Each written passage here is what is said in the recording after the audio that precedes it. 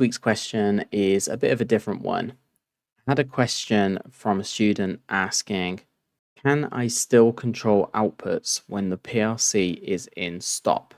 For example, I want to turn off some of my outputs if the PLC is stopped for longer than 10 seconds, or turn on some outputs if the PLC is stopped for longer than 1 minute.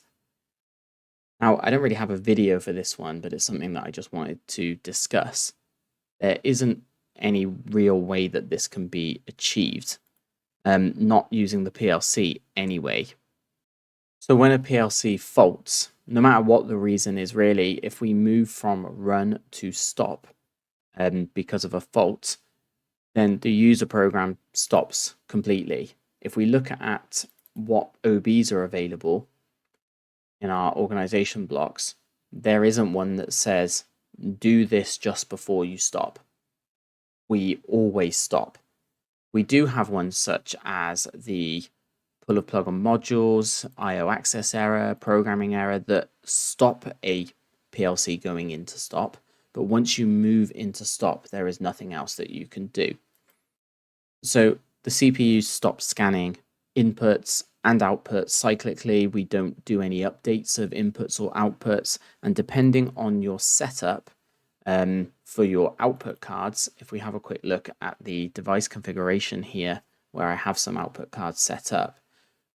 So looking at this one here, if we look at the properties on what we want to do when when the PLC fails, which is here in the output section. Currently right now, from template, we're saying keep last value for 1 to 7 and shut down on 0. And these are the options that you have. You can say go to 1, keep last value, or shut down. That's about all of the control that you have. And it happens instantaneously as soon as the PLC stops. So the process image for your outputs is frozen and set to whatever this is configured to. So at this point, your logic is dead. We don't have any timers or any code execution. There's no cyclic updates, and there definitely isn't any after 10 seconds do this.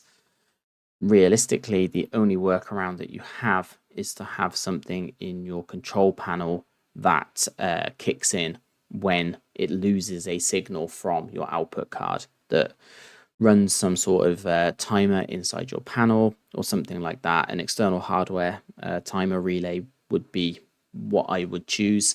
And in my configuration here, I would probably set a dedicated output down here.